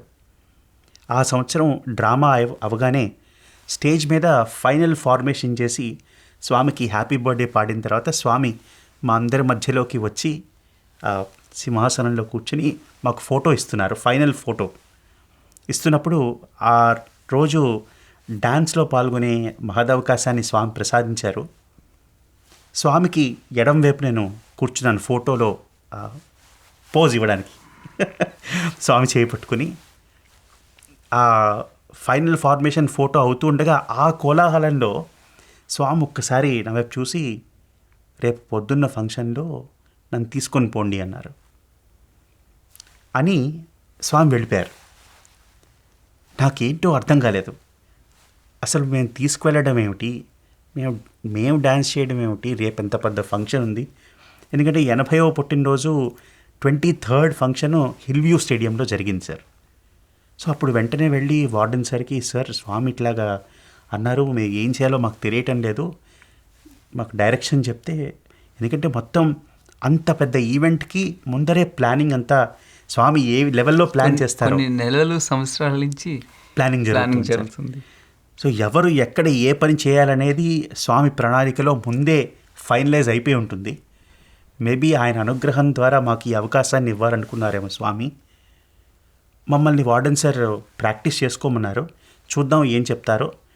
ఫైనల్గా పెద్దలందరితో మాట్లాడి చివరికి ఆ స్వామి యొక్క మెసేజ్ని తిరిగి మాకు కన్వే చేశారు వార్డెన్ గారు. మీరు రేపు పొద్దున్న స్వామి వెళ్ళే ప్రొసెషన్లో స్వామి కారు ముందు మీరు ఇలాగా డాన్స్ చేసుకుని రావాలి, అది స్వామి కన్ఫర్మ్ చేశారు అని అన్నారు. మేము చాలా ఎంతో ఆనందంతో, అప్పుడు దాని యొక్క ఇంపార్టెన్స్ మాకు తెలియలేదు సార్. ఎందుకంటే పిల్లలుగా ఆ భావన మాకు కలగలేదు. ఏదో స్వామి రమ్మన్నారు, ప్రాక్టీస్ చేశాము, కానీ సిన్సియర్గా ప్రాక్టీస్ చేసాం. ఆ మాత్రం నేను చెప్పగలను సార్. ఆ వర్షంలో రాత్రి 11:30-2 వరకు ప్రాక్టీస్ చేసుకుని తెల్లవారే హైయర్ సెకండరీ స్కూల్లోకి వెళ్ళి అక్కడ మేకప్ వేసుకుని ఏం ప్రాక్టీస్ చేసామో మాకు తెలియదు. స్వామి రమ్మన్నారు, వెళ్ళాం అంతే. ఇలా ప్రైమరీ స్కూల్లో అడుగు పెట్టంగానే ప్రొసెషన్ అంతా సెట్ అయి ఉన్నది. మేము స్వామి కారు ముందుకు రాగానే ఆశ్చర్యపోయాం, ఈ ప్రొసెషన్లోనే మనం వెళ్ళేది అని. అప్పటి వరకు మాకు ఆ గ్రాండియర్ ఏంటో అర్థం కాలేదు. సో స్వామి కారులో వస్తారు, అక్కడ మళ్ళీ కారు మారి వైట్ రోబ్లో దర్శనం ఇచ్చి ఇంకో కారులోకి ఎక్కుతారు స్వామి అనగానే స్టన్ అయిపోయాం సార్. స్టన్ అయిపోయేసరికి సరే వెయిట్ చేస్తున్నాము, స్వామి వచ్చారు. అంటే లాస్ట్ మినిట్లో మమ్మల్ని ఎందుకు అక్కడ చేర్చే అవకాశం ఇచ్చారో మాకు తెలియదు, కానీ వెనక్కి తిరిగితే మొట్టమొదటి దర్శనం మాకే కలిగింది సార్. స్వామి యొక్క ఆ మందహాసము, ఆ వైట్ రోబ్లో ఉన్న స్వామిని చూస్తే జన్మధన్యం అయిపోయింది సార్. సో అలా తిరంగానే డాన్స్ మొదలైంది, ప్రొసెషన్ మొదలైంది. వేదంతో ప్రారంభించారు. మేము డోల్ పట్టుకొని డాన్స్ చేస్తూ ఇలా లోపలికి ఎంటర్ అవుతున్నాం. ప్రైమరీ స్కూల్ గేట్లోంచి మిడిల్ ఆర్చ్లోంచి స్టేడియంలోకి ఎంటర్ అవుతున్నాం సార్. అప్పుడు ఇలాగా ఒకసారి చూసేసరికి అసలు ఊపిరాడలేదు సార్ నాకు, ఫ్రాంక్గా చెప్పాలంటే. జనం, అది ఒక సముద్రం సార్ అది. అంటే అంతమందిలోకి స్వామి ఎలా నించోగలుగుతున్నారు, ఎలా దర్శనం ఇవ్వగలుగుతున్నారు అనేది మన ఊహకి అందని విషయం సార్ అది. నిజంగా అది అడుగు మర్చిపోతానేమో అని అనిపించింది, కానీ చెయ్యాలి కదా. పూర్తి చేసి అక్కడ కూర్చున్నాము. ఆ ఆనందంలో మేము కూడా ఫైనల్గా ఆ జనంలో కలిసిపోయాం. స్వామి వెళ్ళి సింహాసనం మీద కూర్చొని అక్కడ ఉపన్యాసం ఇచ్చారు. అప్పుడు చుట్టూ తిరిగి చూస్తే మనం కూడా ఈ జనంలో ఒక భాగమే. ఇప్పుడు Swami when he is alone he is God అంటారు కదా. సో అక్కడ నుంచి చూస్తే మనందరం స్వామి దర్శనం చేసుకుంటున్నామన్న ఆ భావన కలిగింది. అంతా అయిన తర్వాత ఒక భక్తుడు వచ్చారు సార్. మేము వైండప్ చేసుకొని వెళ్తూ ఉంటే ఎంతో ఆతృతతో ప్రేమతో పాపం వచ్చి, మీరంతా పిల్లలు ఎంత బాగా డ్యాన్స్ చేసి స్వామిని తీసుకువెళ్ళారు, ఆహ్వానించారు, ఎన్ని నెలల నుంచి మీరు ప్రాక్టీస్ చేస్తున్నారు అంటే. అప్పుడు అర్థమైంది మన పరిస్థితి ఏమిటి, స్వామి యొక్క అనుగ్రహం ఏమిటి అన్న విషయం నాకు నిజంగా తెలిసి వచ్చింది సార్. అపారమైన స్వామివారి కరుణను భక్తులందరూ ఈ విధంగానే అనుభవిస్తూ ఉంటారు. అది వాళ్ళకి నిత్య జీవితంలో జరిగే కామన్ సంఘటనలు. అంత ప్రేమ ప్రతి భక్తునితో, ప్రతి ఇంట్లో ఒక సభ్యునిగా స్వామి ఉంటూ ఈ విధంగా ఆనందాన్ని అందిస్తూ ఉంటారు స్వామివారు. ఆయన ప్రేమను కురిపిస్తూ ఉంటారు.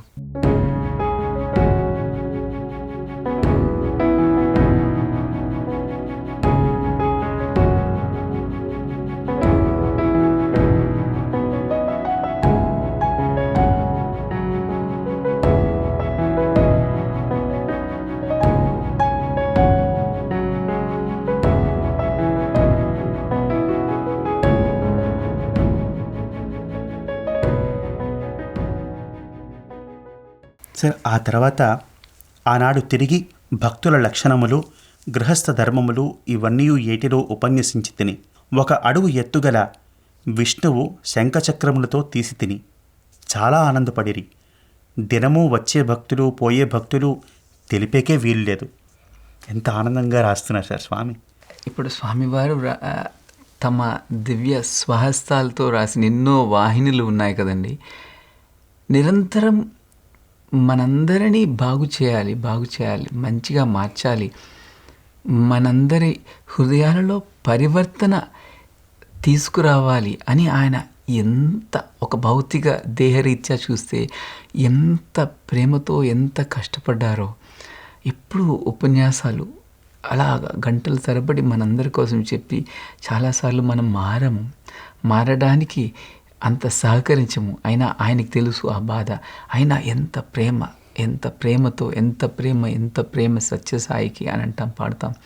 అంత ప్రేమతో తమ గృహస్థ ధర్మములు ఉపన్యసించితిని. అంటే ఎవరు ఎట్లా ఉండాలి, ఒక రాముడు ఎలాగున్నాడు, రాముని తమ్ముడు ఎలాగున్నాడు, సీతమ్మ తల్లివారు ఎలాగున్నారు, వారందరూ తమ పెద్దలైన తండ్రి వారి దగ్గర, తల్లివారి దగ్గర ఎలాగున్నారు, ఇవన్నీ మనకి కథల రూపంలో స్వామివారు చెప్తూ మనందరం ఈనాటి కుటుంబంలో ఏ విధంగా ఉండాలి, మన ధర్మం ఏమిటి, మన తాలూకా ప్రవర్తన ఏ విధంగా ఉండాలి అని నిరంతరం మనకి చిన్న సంఘటన నుంచి జీవితంలో పెద్ద విషయం కూడా స్వామివారు ఎప్పుడూ చెప్పేవారు.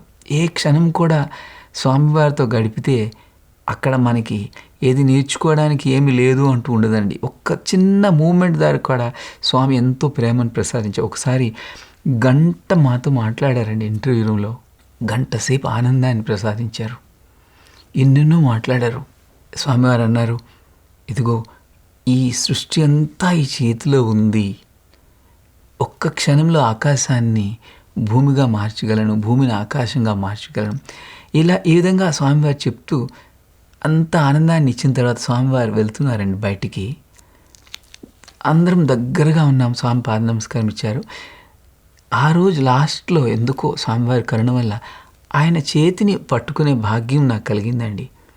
అంటే ఆ రోజు ఈ చేతి దగ్గర ఉన్న రోప్ పైకి వెళ్ళింది, నేను అక్కడ పట్టుకుంటే నాకు తెలిసింది ఎంతో వేడిగా ఉందండి స్వామి చేయి. మనం బాధపడతాం, కష్టపడతాం, ఏమాత్రం చిన్న కష్టమైనా మనం కాసేపు లీవ్ తీసుకొని రెస్ట్ తీసుకుంటాం. స్వామివారికి ఏనాడైనా రెస్ట్ ఉందా? అంటే సృష్టి అంతా నడిపే స్వామివారికి రెస్ట్ ఏంటి? కానీ భౌతిక దేహరీత్యా చూస్తే ఏ కష్టమైనా ఏదైనా దేహరీత్యా మన బాధల్ని స్వామి తీసుకుంటారు. ఏమీ పట్టించుకునేవారు కాదు. అంత జ్వరంలో కూడా గంట సేపు మా అందరితో ఆనందాన్ని ఇచ్చారండి.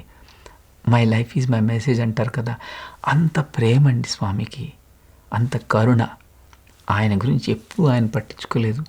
మనం బాగుపడాలి అని, మనం బాగు కోసం ఎన్నో బోధనలు చేస్తూ ఉండేవారు. కొంతమంది విద్యార్థులు కూర్చోపెట్టి మనందరం భవిష్యత్తులో ఏ విధంగా ఉండాలి, దేశానికి ఏ విధంగా ఉపయోగపడాలి అని, తల్లిదండ్రుల పట్ల ఏ విధంగా ఉండాలి అని మనకి మన బాధ్యతలన్నీ ఆనాడే మన హృదయాల్లో బీజాలుగా వేశారు స్వామి. ఆనాడు కూడా ఆ గృహస్థ ధర్మాన్ని ప్రబోధించానని స్వామివారు చెప్పారు కదా. ఆయన అపారమైన ప్రేమ అంతే. సార్ ఆ తర్వాత అసలైన విషయాలు అంటే భౌతికమైన విషయాలు ముందు మాట్లాడుతూ స్వామి ఇంకా చిరస్మరణీయంగా ప్రతి భక్తుడు పాటించవలసిన విషయాల గురించి స్వామి వచ్చేస్తున్నారు. అమ్మ, ఎల్లప్పుడూ ఆత్మస్వరూపముతో మీ అండగా వెంటాడుచున్న సాయిరాముడు మీకేనాటికి దూరము కాడు, దూరము కాలేడు. ఈ ఒక్కదాని గురించి మనం చెప్పుకుంటే మన జీవితం ధన్యం అయిపోతుంది సార్. మనందరం స్వామివారిని ఒక తల్లిగా, తండ్రిగా, ఫ్రెండ్గా రకరకాల భావనలతో ప్రార్థిస్తుంటాము. సాయిమాత అని మనం ప్రార్థిస్తూ ఉంటాం. ఇక్కడ చూస్తే స్వామివారు తమ భక్తులను ఎంత ప్రేమగా అమ్మా అని సంబోధిస్తున్నారు. అది వారి ప్రేమ, ఆ పుణ్య దంపతుల జన్మజన్మల ఏ నోములు నోచుకున్నారో కానీ వాళ్ళపై స్వామి అంత ప్రేమను కురిపించారు. ఎల్లప్పుడూ ఆత్మరూపంలో మీ అండగా వెంటాడుచున్న, ఇక్కడ స్వామివారు ఏ విధంగా అంటున్నారు చూడండి, మీ అండగా వెంటాడుచున్న భయమేలా సాయి ఉండగా, why fear when I'm here, భయమేలా సాయి ఉండగా అంటే మన ఇంట వెంట జంట కంట కంటి రెప్పవలే కంటి రెప్ప కన్ని కాపాడే విధంగా నిరంతరం మన భక్తులతో స్వామి ఉంటారు అనే ధైర్యాన్ని, స్థైర్యాన్ని మనకి ఈ వాక్యం ద్వారా స్వామి అందిస్తున్నారు. ఆనాడు ఈనాడు నిత్యం భక్తుల జీవితంలో జరిగే అనుభవం ఏమిటి అంటే స్వామి మాతో ఉన్నారు, మా అండగా ఉన్నారు స్వామి, మాకు ఏమి భయం లేదు. ఏ రూపంలో ఉన్నారు? ఆత్మరూపంలో ఉన్నారు. స్వామివారి ఉపన్యాసంలో అంటారు కదండి, ఏం పేరు నీ పేరు అంటే నేను రామయ్యను, నేను కృష్ణయ్యను, నేను శివయ్యను అని ఒక్కొక్క వ్యక్తి జవాబిస్తాడు. రామయ్య ముందు నేను ఉంది, కృష్ణయ్య ముందు నేను వచ్చింది, శివయ్య ముందు కూడా నేను వచ్చింది. నేను నేను నేను అనే ఆ ఆత్మరూపంలో స్వామివారు మనతో నిరంతరము ఉన్నారు, మనల్ని వెంటాడుతున్నారు. అంటే ఎప్పుడు ఎక్కడికి పోయినా మన స్వామివారు మనతోనే ఉన్నారు అనే అద్భుతమైన మాటను స్వామివారు చెప్తున్నారు. అది మనందరం గుర్తుపెట్టుకోవాలి. అది ఆ జ్ఞప్తికి ఉంటే ఇక మనకి భయమే ఉండదండి. అవును సార్. అంటే ఎప్పటికీ దూరం కాడు కాలేడు అని చెప్తున్నారు. అంటే భక్తునికి భగవంతునికి ఉన్న ఆ అవినాభావ సంబంధం ఏంటో స్వామి అక్కడ వ్యక్తపరుస్తూ జీవుడికి దేవుడికి ఉన్న బంధం ఎలాంటిది అనేది కూడా స్వామి ఎంతో సుస్పష్టం చేస్తున్నారు సార్. ఇక్కడ అంత క్లియర్గా స్వామి రాశారు. దూరం కాడు కాలేడు అంటే మనం భౌతికంగా స్వామివారి దేహం అని అనుకుంటాం, కానీ నిరంతరం స్వామి మనతో ఉన్నారండి. ఈ ప్రోగ్రాం అవ్వబోయే ముందు ఎంతోమంది పిల్లలు తమకు నిత్య జీవితంలో నిత్యము జరిగే అనుభవాలు నాతో చెప్పుకుంటూ ఉంటారు. ఒక పిల్లవాడిని అడిగాను, ఇలా స్వామివారు నాకు ఒక దివ్య అవకాశాన్ని అందిస్తున్నారు, నీకు ఎప్పుడు స్వామివారు నీ ప్రార్థనలు వింటారు కదా, ఏదైనా నాకు చెప్తావా, అది కూడా మన సాయి భక్తులతో పంచుకుంటాను అని అడిగాను. అని అంటే ఆ అబ్బాయి అన్నాడు, నేను స్వామిని ప్రార్థిస్తాను సార్ అని అన్నాడు. సరే చేసుకో అన్నాను. మొన్న అఖండ భజన జరుగుతున్నప్పుడు ఆ చిన్న పిల్లవాడు సాయంత్రం 9వ తారీఖు సాయంత్రం, నవంబర్ 9 సాయంత్రం 6 గంటల నుంచి నవంబర్ 10 6 గంటల వరకు ఒక రోజంతా 24 గంటలు ఆ చిన్న పిల్లవాడు భోజనంకి వెళ్ళలేదు, పడుకోవడానికి వెళ్ళలేదు, రాత్రి పగలు అంతా భజన చేస్తూ ఉన్నాడు స్వామివారి ప్రేమను పొందాలని. హృదయంలో ఒక కోరిక ఉంది, స్వామి ఏదైనా కొత్త అనుభవాన్ని నాకు ప్రసాదించండి స్వామి అని వాడు వేరుకుంటున్నాడు. ఇక భజన 10వ తారీఖు నవంబర్ 10 మొన్న 10వ తారీఖు భజన అయిపోతుంది. రాత్రంతా మెలకుగా ఉన్నాడు, భోజనం చేయలేదు. అలా భజన చేస్తూ స్వామివారి సన్నిధి ముందునే కూర్చున్నాడు. స్వామివారి సన్నిధి ముందున వేదం చెప్పే దగ్గర ఒక పిల్లర్ ఉంటుందండి, ఒక స్తంభం ఉంటుంది. అక్కడ ఒక చిన్న ప్లాట్ఫామ్ లాగా ఉంటుంది. అక్కడ అబ్బాయి కూర్చున్నాడు. భజన చేస్తూ అలసిపోయి ఉన్నాడేమో. ఒక్క క్షణం కళ్ళు మూసేశాడు, నిద్రలోకి జారుకున్నాడు. ఆ ఒక్క క్షణంలో స్వామివారు ఆ అబ్బాయికి కల్లో కనిపించారండి. కల్లో కనిపించి అంతా అదే సీన్ అంట. అంటే అదే విధంగా పిల్లర్ ఉంది, అక్కడే ప్లాట్ఫామ్ ఉంది, అక్కడే ఆ అబ్బాయి చుట్టూ ఉన్న పిల్లలందరూ ఆ విధంగానే కూర్చున్నారు. అంతా అదే జరుగుతుంది. కానీ కలలో స్వామివారు ఆ ప్లాట్ఫామ్ పైన ఎల్లో రోప్తో స్వామివారు కూర్చున్నారంట. కూర్చొని ఎవరో భక్తులతో మాట్లాడుతున్నారంట. ఈ పిల్లవాడు స్వామి తాలూకా అటెన్షన్ పొందాలని స్వామి స్వామి స్వామి అని పిలుస్తున్నాడు. స్వామివారు ఆ అబ్బాయిని చూడడం లేదు.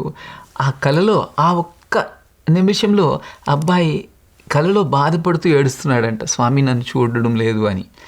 వెంటనే స్వామి చూసి ఏమి కావాలి నీకు అని అన్నారంట. వాట్ డూ యూ వాంట్ అని అడిగారంట. స్వామి ఏదైనా కొత్త ఎక్స్పీరియన్స్ ఇవ్వండి స్వామి, మా టీచర్ గారితో నేను చెప్పుకోవాలి అని అన్నాడంట. అని అంటే ఏం కావాలి అని అడిగారంట స్వామి. అబ్బాయి అన్నాడంట, స్వామి నా పేరు వచ్చేటట్టు ఏదైనా ఉపన్యాసంలో కానీ భజనలో కానీ నా పేరు వచ్చేటట్టుగా మీరు ఏదైనా చెప్పించండి స్వామి అని వేడుకున్నాడంట. స్వామి తల ఊపారంట. ఆ పక్కన కూర్చున్న అబ్బాయిని లేపాడంట. పడుకున్నావు లే అని. ఒక్కసారిగా లేచాడు. చూస్తే స్వామివారు మాత్రమే అక్కడ కనిపించడం లేదు. ఆ కలలో ఉన్నట్టుగా అందరూ అదే విధంగా కూర్చున్నారు. ఆ అబ్బాయి వెయిట్ చేస్తున్నాడు. ఇక భజన అఖండ భజన అయిపోతుంది. ఏదైనా భజనలో నా పేరు వస్తుందేమో, నా పేరు సాధారణంగా భజనలో రాదు, కానీ నేను స్వామిని అడిగాను కదా అని అబ్బాయి వెయిట్ చేస్తున్నాడంట. అన్ని భజనలు అయిపోయాయి. స్వామివారి భజన ప్రారంభమైంది. నారాయణ భజ నారాయణ్ అనే ఆ పాట ఆ రోజు స్వామివారి భజన పాడారు. తనుమన రంజన అనే ఒక పదం వస్తుంది. ఆ అబ్బాయి పేరు అమన్. తనుమన అని ఆ పాట ఆ అబ్బాయి పేరు వచ్చినట్టు అమన్ వచ్చేటట్టుగా ఆ పాటలో ఆ అబ్బాయి పేరు వచ్చేసరికి ఆ అబ్బాయికి చాలా ఆనందమైంది. అంటే ఒక క్షణం ముందరే స్వామివారు కలలో కనిపించడం, ఇలలో అదే భజనను స్వామివారు పాడడం ఆ అబ్బాయికి ఎంత ఆనందమైంది. సార్ మీరు ఒక ఎక్స్పీరియన్స్ ఏదైనా లేటెస్ట్ ఎక్స్పీరియన్స్ ఏదైనా చెప్దాం అనుకున్నాను, స్వామిని ప్రార్థించాను. ఆ క్షణంలో నాకు స్వామి కనబడ్డారు, అదే పాట పాడారు సార్, నా ప్రార్థనను మన్నించారు సార్. అంటే స్వామి మనకు దూరం కాలేరు. మనం ప్రార్థించుకుంటే నిరంతరం మన ఇంట వెంట జంట ఉంటారు, దూరం కాలేరు అని ఈ ఎక్స్పీరియన్స్ ద్వారా సాయి కుటుంబ సభ్యులందరికీ తెలియచేసుకుంటున్నాను. నారాయణ భజ నారాయణ, నారాయణ భజ నారాయణ, నారాయణ నారాయణ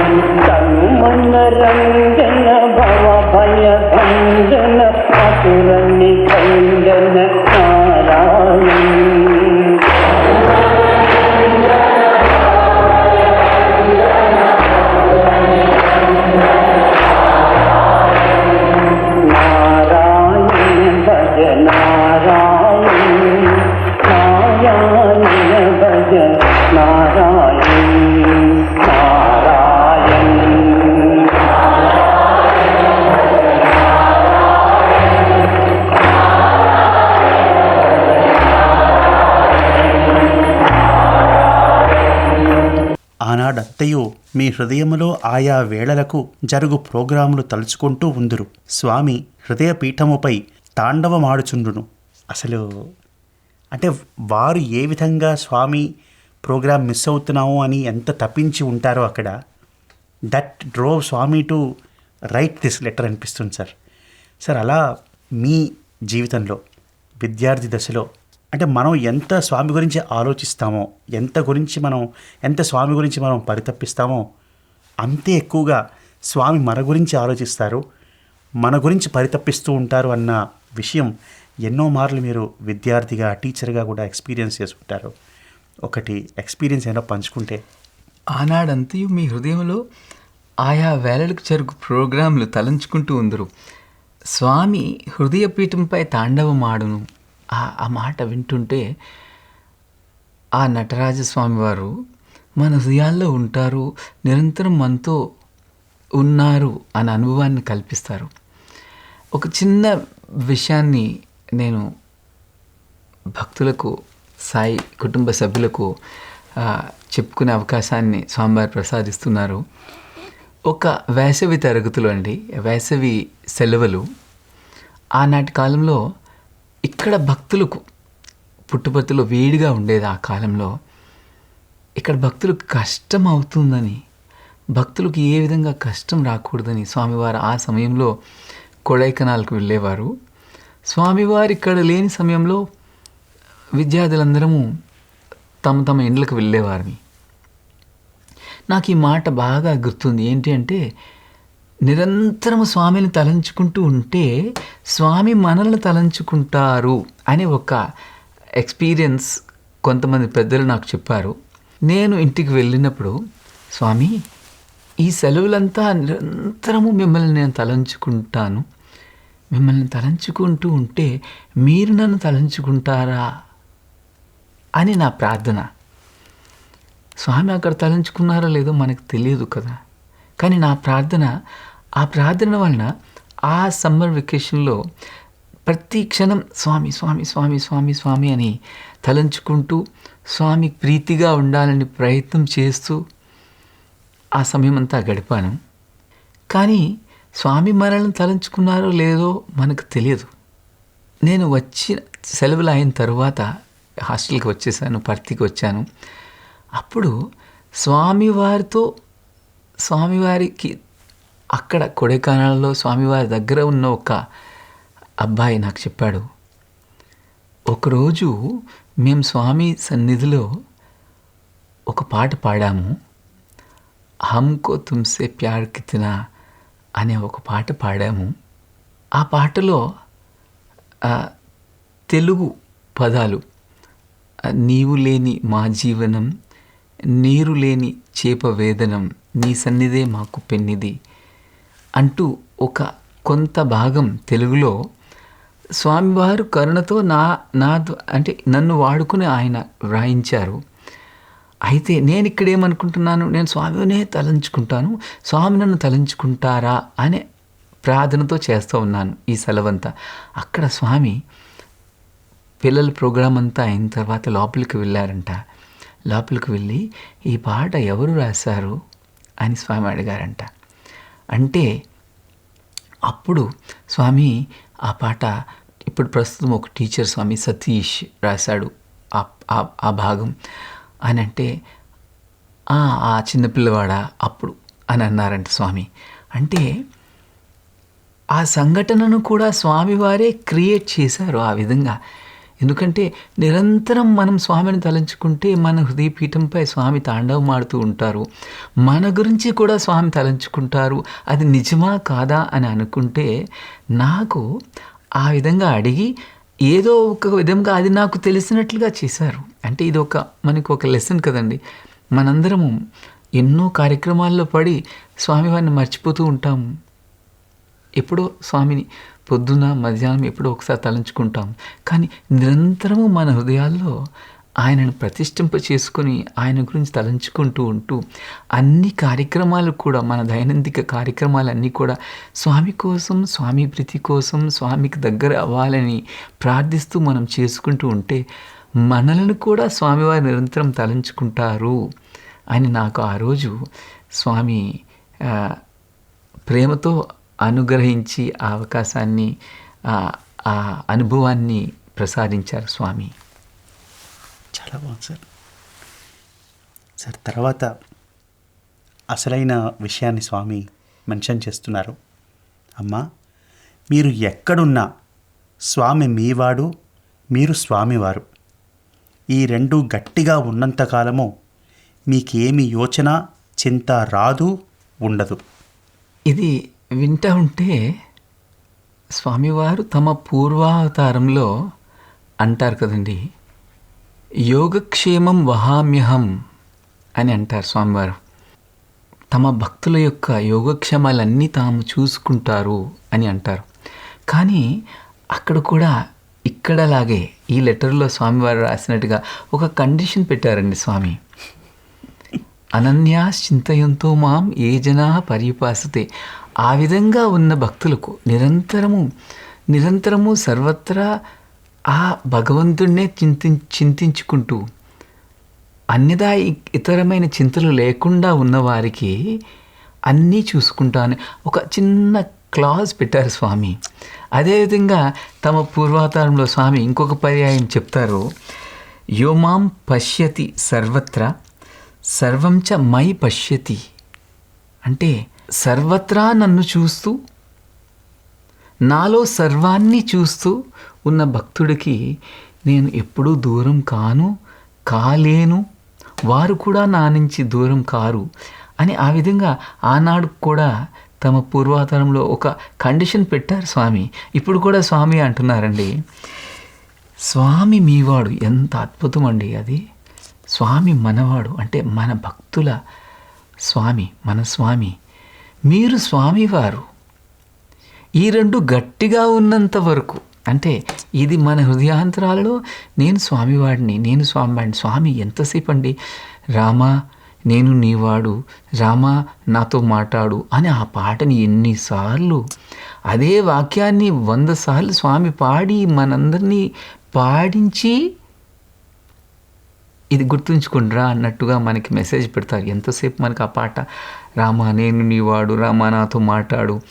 రామా నీకెవరు తోడు, రామా శ్రీకంఠ చూడు, రామా నీకెవరు తోడు, రామా శ్రీకంఠ చూడు, రామా నేను నీవాడు, రామా నాతో మాట్లాడు, రామా నేను నీవాడు, రామా నాతో మాట్లాడు. నేను నీవాడిని స్వామి, నేను నీవాడిని స్వామి అని మనందరం స్వామికి సమర్పించుకొని స్వామి వారలుగా మనందరం మారితే ఆ విధంగా గట్టిగా ఆ భావన ఉన్నంత వరకు మనకి ఏ చింత రాదు, ఏ యోచన చింత రాదు, ఉండదు. ఎంత అద్భుతమండి స్వామి తాలూకు ప్రేమ. ఆ విధంగా నిరంతరం మనం స్వామివారుగా ఉండాలి. అంటే స్వామివారుగా ఉండాలి అని అంటే స్వామి చెప్పినట్లుగా ఉండాలి కదా. స్వామి చెప్పినట్టుగా స్వామి ఆదేశాలను మన నిత్య జీవనంలో పాటిస్తూ ఉంటే మనం స్వామివారలం.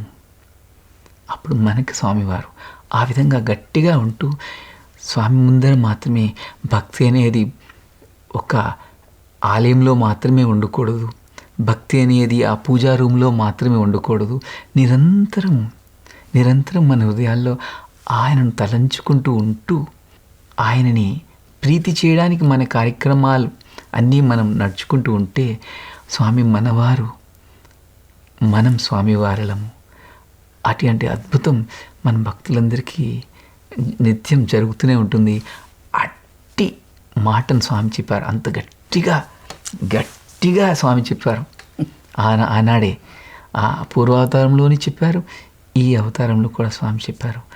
ఆ విధంగా మనందరం ఆయన పనిముట్లుగా పనిచేసుకుంటూ ఆయన వారలముగా ఉంటూ ఆయన చెప్పినట్లుగా నడుచుకుంటూ ఆయన మాటను వింటూ ఆయన వారలుగా ఉండి యు ఆర్ మై ప్రాపర్టీ అంటారు స్వామి. ఆ విధంగా ఉండాలి అని అంటే ఆయన చెప్పినట్లుగా మనం నడుచుకొని ఆయన ప్రేమను, మనకి ఎంత ప్రేమను ప్రసాదించారు, ఆయన ప్రేమను మనం అందుకున్నాం. మనం 10 మందికి మన సొసైటీలో పంచుకుంటూ ఉంటే, ఆయన సేవను చేసుకుంటూ ఉంటే, అందరిలోనూ స్వామిని చూసుకుంటూ ఉంటే మన జన్మలు ధన్యం అని అద్భుతమైన మెసేజ్ స్వామి మనందరికీ ఆనాడే ప్రసాదించారు అని నేను అనుకుంటున్నానండి. అవును సార్. ఇవన్నీ చేస్తే త్వరలో దర్శన స్పర్శన సంభాషణలిత్తును అంటే ఇది ఈ లెటర్కి ఈ భక్తుడికి మాత్రమే పరిమితం కాదు. ఇది మీరు చేసినట్లయితే అంటే స్వామి గురించి చింతన పెట్టుకున్నప్పుడు ఇంకే చింత రాదు అని స్వామి ఎంత చక్కగా చెప్తున్నారు. సర్వ చింతలను బాపెడి సర్వేశ్వరుని చింతన చేయండి అని అంటారు స్వామి. అవును సార్, అవును. సో ఆ తర్వాత మళ్ళీ యథావిధిగా ఆ లేఖలోకి వచ్చేస్తున్నారు స్వామి. పద్మకుమారి వారందరికీ ఆశీర్వాదములు తెలుపు, పిల్లలందరికీ ఆశీర్వాదములు అందించు, రాజేశ్వరమ్మ తల్లి ఇంకా ఉన్నారు అని మిగతా విషయాలు స్వామి తెలియజేస్తూ చివరికి ఇంతే ఆశీర్వాదములు అందుకోండి సాయిరాముని సంతోష వార్తలు, ఇట్లు మీ హృదయవాసి సాయి. ఇది స్వామివారి అవ్యాజ కరుణామూర్తి. ఆయన ప్రేమ ఎంత మధురంగా ఉంది, హృదయానికి హత్తుకునే విధంగా ఉంది. ఇది ఆనాడు ఆ భక్తులను నిమిత్త మాత్రం భవసవ్య సాధ్యం అనేటట్టుగా ఆనాడు ఆ అర్జునుడిని ఆ కృష్ణ పరమాత్మ వాడుకొని మనందరికీ గీతను ప్రసాదించారు. ఈనాడు ఈ పుణ్య దంపతులను వాడుకొని మనందరికీ ఈ మెసేజ్, ఈ ఆశీర్వచనాలని, ఈ ఆదేశాన్ని, స్వామివారి సందేశాన్ని మనందరికీ ప్రేమతో స్వామి ప్రసాదించారు. అవును సార్. మన జన్మలు ధన్యం సార్. నిరంతరం ఆ హృదయవాసి అయిన స్వామిని ఈ అవకాశం ఇచ్చినందుకు మనస్ఫూర్తిగా ఆ పుట్టినరోజు వేడుకల్ని ఇంత చక్కగా తనకు తాను వర్ణించుకుని మనకింత ఆనందాన్ని సార్, మనం ఎంత ప్రయత్నించినా 54లోకి వెళ్ళలేం, ఆనాటి సంఘటనలను చూడలేం, ఆ దర్శన భాగ్యాన్ని పొందలేం. కానీ ఈ లేఖ ద్వారా అరే మీరు అది చూడలేదు, నేను మీకు ఇప్పుడు చూపిస్తున్నాను అన్న ఒక ఎంత మహత్తరమైనటువంటి అవకాశం స్వామి మనకిచ్చారా అని అనిపిస్తుంది సార్. అందుకు స్వామికి ఎన్ని కృతజ్ఞతలు తెలుపుకున్నా సరే తక్కువే అని స్వామి పాదాల చెంత మోకరిల్లుతూ ఈ హృదయాన్ని స్వామికి సమర్పిస్తూ సాయిరాం. సాయిరాం.